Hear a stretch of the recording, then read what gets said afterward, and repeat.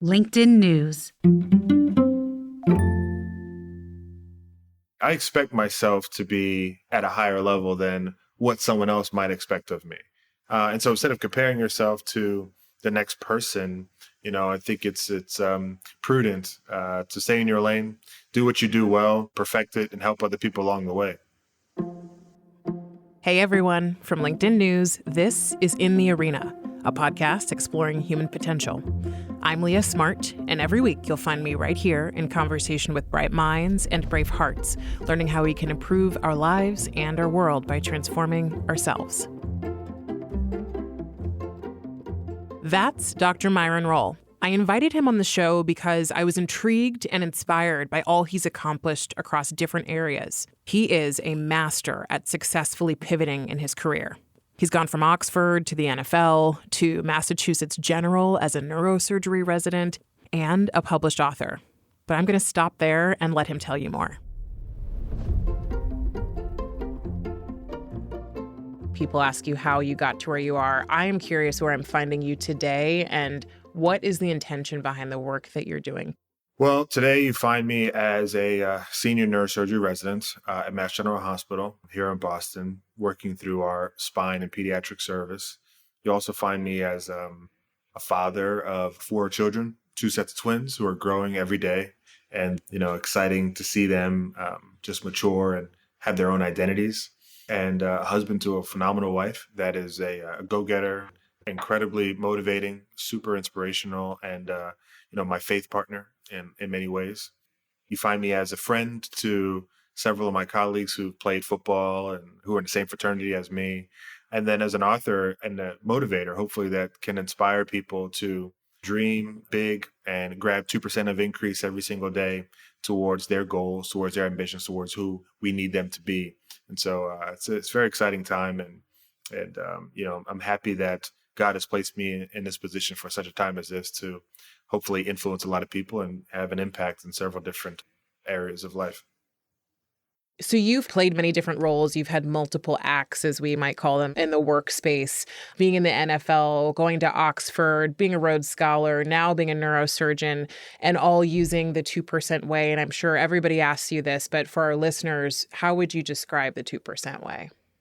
Well, the 2% way is a mindset, essentially, on how to achieve goals, attain dreams, and be a more productive person every single day. I got it from my football coach at Florida State University named Mickey Andrews. He challenged me and my teammates to get 2% every day better in everything that we did. The stamina that we displayed on the field, our tackling ability, our ability to, high point the football. He wanted us to, aggregate all of those increases so that at the end of 6 months, end of a year, we can see the growth that we've made. And doing that, it made improvement seem more manageable, more reasonable. Some people say, man, I got 100% better today.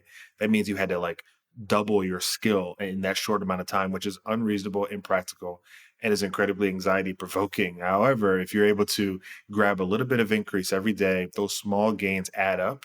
They manage and quell the sort of fear of missing out or the fear of not moving in the direction that you think others in your generation are moving. It quiets the background noise and allows you to lock in on who you need to be in any task, whether it could be a professional task, a personal task. It's just a mindset that sort of blocks everything out, allows you to focus in. And it gives you those small wins daily that honestly do something to our brain. We have a limbic lobe that releases neurotransmitters, dopamine, that can make us feel good, feel that we've, accomplished something during the day. And if you're able to do that every single day and continue to grab those small wins, then you do feel that you're moving in the right direction. So, it's a strategy and a mindset that I've applied to life and that this book has helped us sort of bring out through the written word. So is that why you think people don't achieve what they want to achieve, because they're working off the 100% way? Well, I think so. I honestly, I think people try to move quickly. I think life's about sort of taking your time and processing things and getting better through the process, through the journey. It can seem like everyone has everything together if you look to the left or the right of you, but you don't know their struggle. You don't know what they've gone through. You don't know the breaks and the advantages that they've received. You're not sure how they've come to be who they are. And so instead of comparing yourself to the next person, I think it's prudent to stay in your lane, do what you do well. Remember that you're placed on this earth for such a time as this. This purpose, this time is for you. And what God has for you is yours. understand that, live it, hone it, perfect it, and help other people along the way. Our country is becoming more and more diverse. People come from so many backgrounds, religious, faith-based, etc. How would you talk about kind of the why for having faith in a secular way that's inclusive of the fact that we all have different faiths, but could lean into it for support in our journey? Yeah, I think faith is important to each individual, and it can help inform and influence your journey by giving you a core set of principles and values that honestly can be analogous to other faiths too. I am very open to understanding how Muslims work through challenges and work through, family issues, the same issues that I have, that they have. We all sort of go through similar issues. How Jews feel about certain challenges and problems, how Buddhists feel about certain challenges and problems. I think there's a constitution that we have that can be directed and colored by our faith that can come through in the good works we do, in our intentions, in our purpose, in our service, in our mindset. And through that sort of understanding, I think that we can continue to increase, the ability to connect with people who may be a little bit different than us, who believe in different gods, different deities, to worship different times. There's a commonality between being a good person. I think goodness is universal, and it spans all different sects, all different iterations of faith. And so for me, I don't try to impose my faith on anyone else, but I know that I allow my professional work, my work as a father, as a husband, my work in a community. It gives me that sort of directionality to let me know that, I'm moving in the right direction. I'm making good steps. I am serving other people. I am trying to be in the world, but not of the world. And I'm trying to, bring those individuals who seem like they're ostracized and outside, bringing them to the center to feel like they have a shot at life. And if my faith can help me do that in medicine or in my, community life, philanthropic life, or in my personal life, then, I want to try to do that. So I really appreciate, not that this conversation is about faith, but I do know that it's a large part of you and your life and how you talk about your story. So I think it's important to weave in. And it's something that I do think about, because I think there's many ways to talk about that. But some of the positive outputs of faith or belief in something larger, or just belief in general, is that my experience has been, I felt I've had more meaning and purpose for my time here and what I want to do and the impact I want to have. So I think there's just so much richness. I was just watching a video from Dr. Mark Hyman, who's one of my favorite functional medicine doctors, who said people who have a sense of purpose are likely to live longer than people who do not. And I believe it was either 5 or 7 years. That even if we were to cure cancers and heart disease, we wouldn't be able to extend life in the same way that having a sense of purpose would. So I love longevity. I think about that. I think about why people get up in the morning. And I think there's something tied in with that to believing in something larger than yourself, despite whatever the story is you choose to believe or the faith you choose to subscribe to. I totally agree on that. And, I really feel like it's easy to give up on yourself. If you're just walking alone in a silo in this world, it's very simple to say, I just don't want to do it. I'm not accountable to anybody else. No one's caring about me or my journey. No one's relying on me or my journey. No one's relying on the work that I do. No one's sort of expecting anything of me. It's very, very easy to give up on yourself, but it's hard to give up on somebody who thinks the world of you and sees you as someone who is helping them come to the center and move towards a better version of themselves. And so living outside of yourself, having a greater purpose, incredibly important. I agree with that 100%. I think that is a great ethos to stand by. So, it's interesting. You've talked about, and I've heard you talk about it a couple of times. You talk about it in the book a bunch. It's part of the philosophy that your dad shared, which was be so good they can't deny you. I think the interesting thing when you talked about that is like it's a common theme, especially I think among Black Americans and immigrants, right? Is like be so good, right? Be beyond, so that you can get to the same point that other people don't have to work as hard. So growing up, it was like work twice as hard for just as much was kind of the thing you'd hear from your parents, or thing I heard from my parents a lot as a Black kid growing up. Do you think there are any downsides to that? Like, I wonder sometimes about this sort of narrative or this need to be almost infallible or impenetrable and the effect that has on us. I think it could potentially be a heavy burden to carry. I think there's opportunities for it to really weigh someone down and slow them in their forward progress. But the advice that I'd give, and something that I've used on my own, is I expect myself to be greater than what the standard is. I expect myself to be at a higher level than what someone else might expect of me. And so if I put myself at a level that's way higher than what you already placed me at, because you've looked at my outward profile and said, this is who you ought to be, right? This is the level that I expect you at, then I've not only outperformed your standard, but I've achieved more than anyone else who, may be a equal competitor or colleague or, someone of that sort. So I think, it's a mindset, right? If you say, oh, woe is me, this is so challenging, I have to do more to get, my foot in the door or to have this conversation or to attain this position, then it will consistently be a struggle for you. But if you make up your mind and say, I'm going to be so great that they will never see someone else like me. They will never see someone else who can do it as great as I can. And I don't expect myself to judge myself on what others have, because I know their lanes are different. And I'm not here to change that, because it's not going to change. That's a huge system issue. And that's something that's beyond my control. What I can control is how phenomenal I am, how prepared I am to do the work, how on point I am to do the work, how much attention to detail and focus I have to do the work. My outcomes are going to be fantastic. You can't deny the work and the products that I put forward. And I've it's almost like I almost put myself into like a football mindset, going back to my athletic days. Like, you are not going to defeat me. Whatever you do, whatever defense you try to throw at me, whatever schemes you try to throw at me, it's not going to work, because I've seen that play come 5 times in my head already before you even played it. And because you think that you can, manipulate the situation to have it work in your favor, I've already had 5 or 6 counter moves in my head ready to go. And I'm excited about showing you all these moves that I have if I have to exploit them. So, I keep myself fired up, moving in that direction. It's actually, instead of draining, it's actually energizing to think in this way.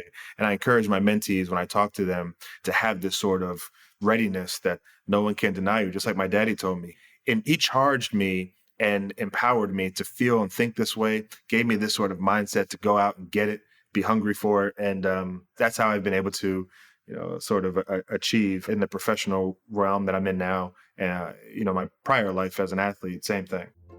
Okay, quick break, my friends. This moment was a little uncomfortable for me, if I'm being honest. It made me think about if I'm doing my absolute best in certain areas that I say matter to me.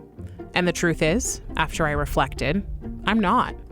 If you're anything like me, stories can be really inspiring, but don't necessarily give you motivation to act. It's the feeling of knowing there's a gap between where you are and where you want to be, and then hearing words from someone you admire that can truly be the catalyst for change. I found I have to couple this feeling with compassion to keep myself from the shame spiral of performance and perfectionism. So I want to offer you a moment to consider where you could be doing a little bit better. And as soon as we get back, Myron shares how he balances the desire to perform with self-compassion.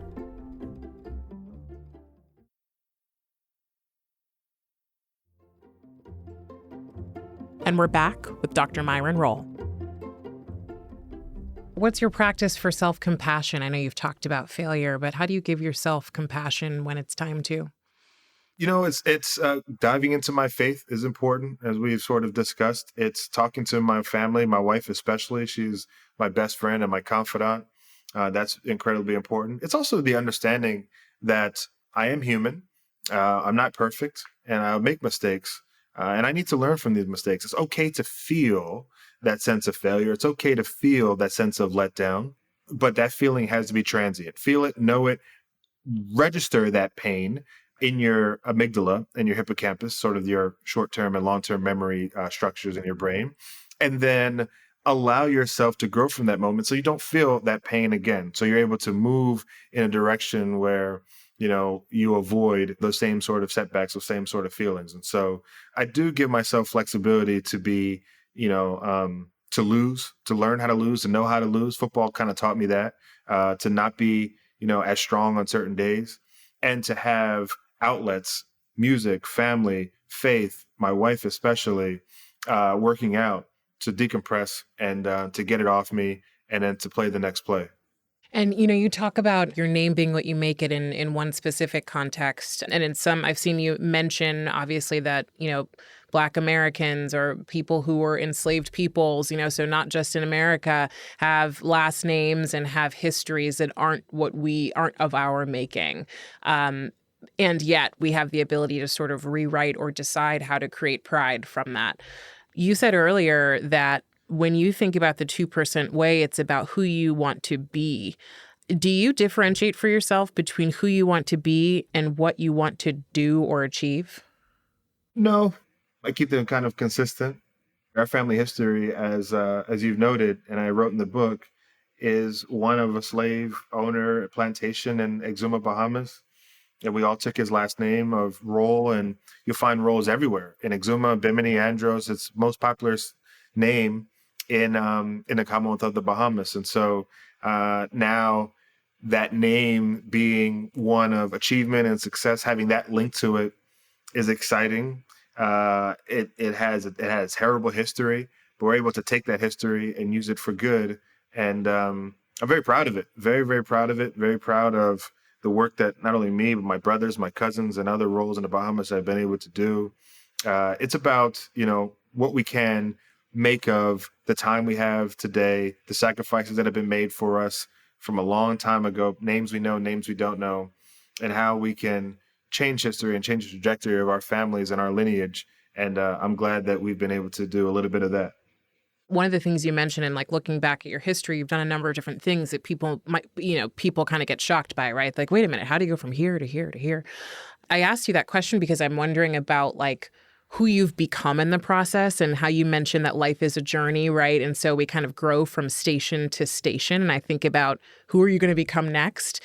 What are the staple things that don't change about you or haven't shifted about you and your core values, beyond faith that are taking you through this process of going from, NFL, Oxford, Rhodes Scholar to now neurosurgeon at Massachusetts General? I think some of the core things outside of faith that sort of stay with me is, love of family and those people close to me. I'm incredibly loyal and have shown incredible fealty to those individuals who have poured into me, loved on me, provided guidance, supported me, buttressed my journey forward. They mean so much to me. I don't have a huge circle of friends. I have a lot of brothers and and they have a lot of children. And so we all just sort of stay together as a little Rolle clan, Rolle clique. And it's been, it's been good. I think something else that stays with me is this intrinsic pull to help those in the Caribbean, especially the Bahamas. I know where I come from and I know the opportunities that I was blessed with to even be in America as a lower middle class, sometimes in the lower class tax bracket. Even in that setting, still able to do more and have more opportunities than my godbrothers, cousins, uncles, grandparents back in the Bahamas. And so I feel sort of an innate calling to provide any sort of expertise, service, humanitarianism, philanthropic endeavors, altruism, whatever I can to the Bahamas and to the Caribbean in general to make sure that their opportunities and their sort of visions can be at least met or at least seen, and they can have a chance at the success that I was afforded by the bold move of my parents moving to America when I was 2 or 3 years old. Just that means a lot to me, and that really hasn't changed no matter which station of life I've gone. I'm curious, as you talk about what's stable and what's stayed right now and probably going to be true for you for a long time, I think you also inspire people who don't believe that they can make the pivots that they dream of, right? Yours sounds like a really crazy story. And I feel in some ways connected to that because mine sounds like a crazy story. And I don't want my story to be crazy. I want it to be common. And so I wonder for you, what advice would you give to people who are considering or have tucked away the dream of a big pivot that would make them feel more fulfilled or just be something they want to do next? I would say it's never too late. It can certainly happen at any time for you. Your time is your time. And when you feel it's right, when you have this calling, this sort of burning that's in you and won't let you sleep at night and let you know that There's something happening, something brewing inside your soul. It's kind of your body autonomically telling yourself it's time to move. It's time to get going on what this is.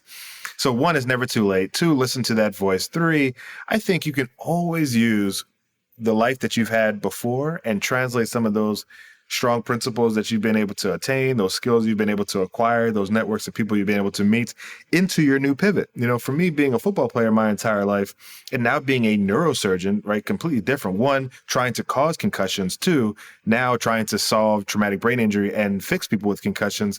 You almost seem like dichotomous and sort of, very, very disparate sort of disciplines. And in ways they are, but I use what football has taught me: discipline, focus, hard work, understanding coaching, taking criticism, being able to mitigate pressure, being able to prepare correctly, being able to focus, understanding teamwork and getting along with people who are different than you and speak different than you and come from different backgrounds, trying to be a leader in that respect.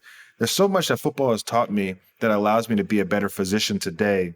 And so those pivots that you want to make, those large pivots, don't forget your prior life. Use those intangible qualities that you've been able to attain for so long into the next journey and allow it to fuel you forward. And so those would be my 3 sort of pearls that I would drop on people as they think about making the next big pivot in their life. Yeah, I love that. And I entirely agree. And I think it goes beyond career, but that the idea being, how do we peel back what we've done to just a skill so that we can transfer it to other areas of our life and essentially like copy paste and apply it elsewhere. Because sometimes we don't realize that we have a skill that we use in one area that could be really powerful for a different one. That's correct. Absolutely. Absolutely. All right, so Dr. Rolle, I'm going to have you answer these 3 statements. The first is, better humans are. Better humans are compassionate, selfless, and motivated to leave the world better than they found it. Better work is. Better work is focused, targeted, and done for the benefit of others. And a better world has. More love, more family, and less division on superficial issues that have plagued our communities for far too long. Amen to that. Thank you so much for joining me, Dr. Rolle. Thank you very much for having me. I appreciate it. That was Dr. Myron Rolle, author of The 2% Way and former NFL safety turned neurosurgeon at Massachusetts General. I hope Dr. Rolle's story has given you a window into the life of someone who prioritizes small moves. So many times we get caught up in the gap between where we are and where we want to be. Instead of being discouraged when it starts to feel really wide, ask yourself what tomorrow would look like instead of focusing on that far-off moment of achievement when the gap is closed and your goal is a thing of the past. I found change is so much easier that way. If this conversation made you think about where you could get a little bit better tomorrow, share it with someone else who might benefit from taking small steps. And help other people like you find our show by leaving us a rating before you go. Even better, write a 1-sentence review telling me what being 2% better would mean for you. And as always, you can find me on LinkedIn writing about human potential and meaningful living. In the Arena is a production of LinkedIn News. The show is produced by Franz Bowen and Rafa Fariha. Joe DeGiorgi mixed our show. Courtney Coop is head of original audio and video. Dave Pond is head of news production. Dan Roth is the editor-in-chief of LinkedIn. And I'm Leah Smart. Thanks for coming on the journey with me, and I'll see you next week.